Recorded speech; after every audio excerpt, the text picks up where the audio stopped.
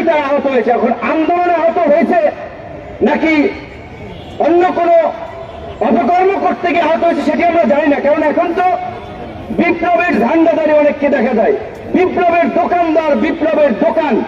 অথচ এই 5ই আগস্টের পূর্বে এই বৈভর সংগঠনের এই সমস্ত ব্যক্তি, এদের খবর ছিল না। তো এটা আমাদের জন্য অশনি সংকেত যে বিপ্লবের ব্যানার নিয়ে নব্য বিপ্লবী দোকানদার দাঁড়িয়ে যাচ্ছে আর নতুন নতুন দোকান খুলছে।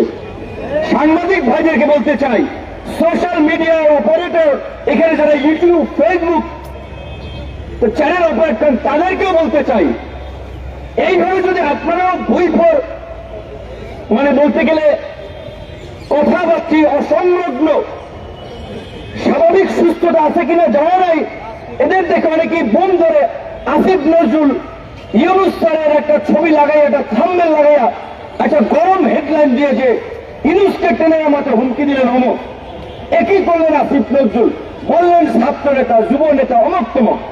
এই ধরনের এই যে চটকদার হেডলাইন করা, এটা তো একটু কমন সেন্সের বিষয় যে এগুলো এইভাবে প্রচার করা উচিত না।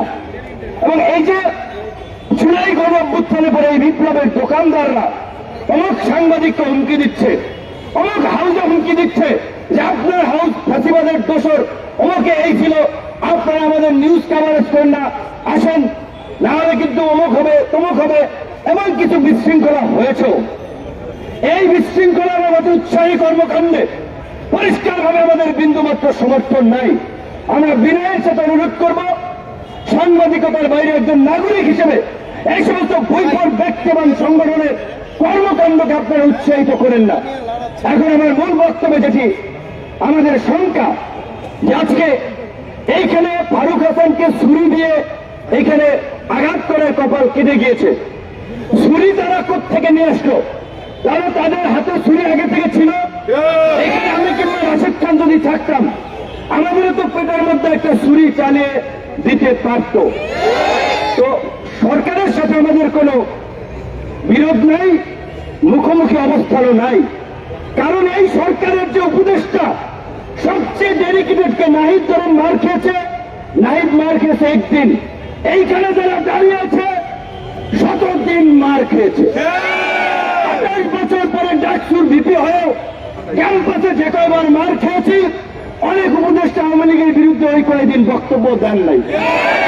অবশ্যই আসিফ এবং নাহিদ তো আমাদের সহ আন্দোলনকারী, আরো অনেকে, মাহফুজ সহ আমাদের ঘনিষ্ঠ, আমাদের সহযোদ্ধা, সহকর্মী, একসাথে এনআরসি এর বিরুদ্ধে আন্দোলন করছি।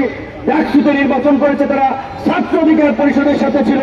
আমি তো শুধু বললাম এই কারণে যে এখানে কয়েকজন এই আন্দোলনের যারা ফ্রন্ট সাইজে ছিল তাদের ডেডিকেশন আছে, ত্যাগ আছে, আর কিছু হচ্ছে মৌসুমী নেতা, শুধুমাত্র 10-12 দিনের মিডিয়া কভারেজে এখন বিশাল নেতা হয়ে গেছে। তাদেরকে ঢুকাইছিল ছাত্রলীগ আন্দোলনের গতিবিধি পর্যবেক্ষণ করার জন্য, আন্দোলনে স্পাইগিরি করার জন্য। 18 জুলাই যখন কথা বলি যে ভাই এক দফার বিকল্প নাই, এক দফা ছাড়া এই জাতির মুক্তি নাই, হাসিনা পিশাচ হয়ে গেছে, হাসিনার পতন ব্যতীত আমাদের মুক্তি নাই, প্রত্যেককে জেলে যেতে হবে। তখন বলে ভাই আমরা তো এক দফার জন্য আন্দোলন করি নাই, এটা কি উচিত হবে? এইরকম এখন 2 জন ব্যাপক বিপ্লব হয়ে গেছে, অথচ ফুল ছাত্রলীগের এজেন্ট হিসেবে এখন যাই হোক সোশ্যাল মিডিয়া করে ব্যাপক পপুলারিটি হয়েছে, সেলিব্রিটি বনে গিয়েছে। তো যাদের পেছন দিকে একটু তাকাতে হবে, হঠাৎ করে চরিত্র বদল করলেই বদল হয়ে যায় না।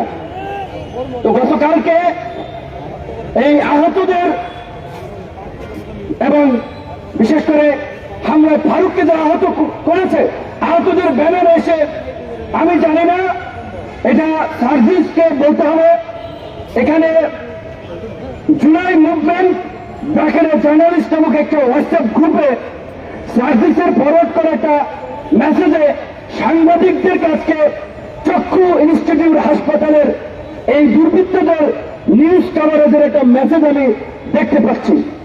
এটি যদি সঠিক হয় তাহলে গতকালকে থেকে সার্ভিসের সম্পৃক্ততা নিয়ে যে অভিযোগটি এসেছে সেই বিষয়ে সার্জিসকে পরিষ্কার করতে হবে। যেহেতু আহতদের চিকিৎসার জন্য ক্ষতিপূরণ দেওয়ার জন্য জুলাই ফাউন্ডেশন গঠন করেছে, সেটার তিনি দায়িত্বে আছেন, তাহলে তার সাথে একটা সম্পৃক্ততা স্বাভাবিকভাবেই আছে। এখন এই হামলা আছে কিনা সেইটা আমরা জানি না। আমি পরিষ্কারভাবে আমাদের নেতা কর্মীদেরকে বলে দিতে চাই, ধৈর্যের সীমা ছাড়িয়ে গেছে, সহ্যের বাঁধ ভেঙে গেছে। আগামী 24 ঘন্টার মধ্যে এই হামলাকারী শরীফ, ইলমুল, তনয় সহ সাইফুল সহ যারা চিহ্নিত হয়েছে তাদেরকে যদি প্রশাসন গ্রেপ্তার না করে, যেই হাত দিয়ে ফারুকের গায়ে আঘাত করেছে ওই হাত আপনারা ভেঙে দিবেন।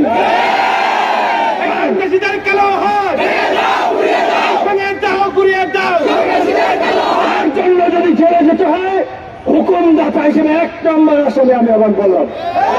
কিন্তু এখন যদি আমাদের রক্তে ভেজা বাংলাদেশে এই অধিকার পরিষদের নেতা কর্মীরা গত 7-8 বছর ধারাবাহিকভাবে যে লড়াই সংগ্রাম করেছে, রক্ত দিয়েছে, এই রক্তই আজকে বিপ্লবের প্রেক্ষাপট তৈরি করেছে।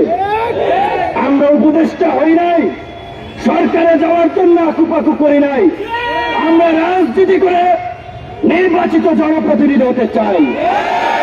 এই সরকারকে পরিষ্কারভাবে বলেছি, একমাত্র রাষ্ট্র পুনর্গঠনে সংস্কারের প্রশ্নে একমাত্র গণ অধিকার পরিষদ ব্ল্যাঙ্ক চেক দিয়েছে।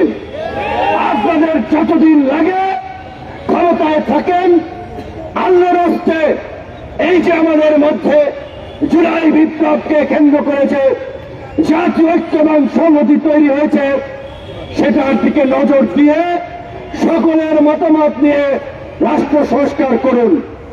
সরকারের বিরুদ্ধে বক্তব্য দিয়েছে নাকি, তাই ওই টোকাই নাকি খেপে গিয়েছে। প্রথমত হচ্ছে ওই শুক্রা ছেলে বোঝাই যাচ্ছে ধান্দাবাজি করার জন্য এর সাথে ছবি, ওর সাথে ছবি, কাজী ও কোনো গুরুত্বপূর্ণ ব্যক্তি না, সরকারের এর সাথে কোনো সম্পৃক্ততা আছে বলে আমি মনে করি না।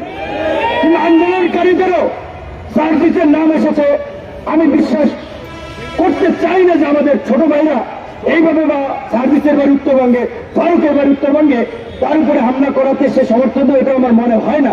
কিন্তু ঘটনাটি খুব রহস্যজনক। এই ঘটনার পেছনে দেশি বিদেশি কোনো ষড়যন্ত্র আছে কিনা সেটিও খতিয়ে দেখতে হবে। কারণ বিপ্লবের পরে প্রতি বিপ্লবের জন্য পলিটিক্যাল কিলিং হয়, রাজনৈতিক হত্যাকাণ্ড ঘটে। এই বিপ্লব এবং আন্দোলনে আমাদের কি রোল, আমরা কি করেছি, সেটা আমাদের নিজেদের বলতে হবে না, দেশের মানুষ জানে। তাই আমাদের জেএমপি কমিশনের সাথে গতকালকে কথা হয়েছে, উপদেষ্টা সহ সকলকে বলবো আগামী 24 ঘন্টার মধ্যে আমরা অ্যাকশন দেখতে চাই, অন্যথায় আপনাদের উপরে কিন্তু আমরা আস্থা রাখবো না। আইন নিজের হাতে তুলে নিয়েই এই শহীদ মিনারের বিচার করব।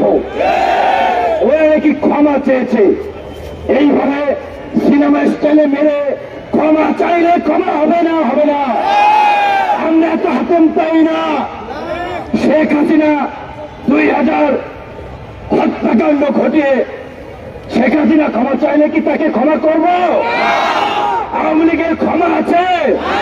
কাজী যারা আবার নতুন ফ্যাসিস্ট হয়ে উঠতে চায়, দুর্বৃত্ত হয়ে উঠতে চায়, ওদেরকে উপযুক্ত শিক্ষা দেওয়া ছাড়া কোনো ক্ষমা নাই। গতকালকে আমাদের টাঙ্গাইল ভুয়াপুরের এক ছাত্রের উপরে হামলা হয়েছে।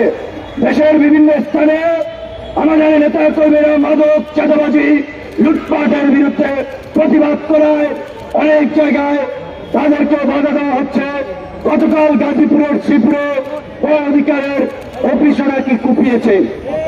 পরিষ্কার ভাবে বলতে চাই বন্ধুগণ, অ্যাকশনের বিপরীতে পাল্টা অ্যাকশন ছাড়া রাজনীতিতে টিকে থাকা যাবে না। এই বিপ্লবোত্তর পরিস্থিতিতে নানান ধরনের অরাজক পরিস্থিতি তৈরি করতে দেশি বিদেশি এজেন্টরা কাজ করছে। ছাত্র তরুণ আন্দোলনকারীদেরকে মুখোমুখি করিয়ে দিচ্ছে। কিন্তু তরুণদের নেতৃত্ব দানকারী সংগঠন হিসেবে, আন্দোলনের তরুণদের অগ্রজ হিসেবে আপনাদেরকে সুসংগঠিত ভাবে প্রতিরোধ বাহিনী করে তুলতে হবে। অ্যাকশন হবে, সাথে সাথে পাল্টা অ্যাকশন।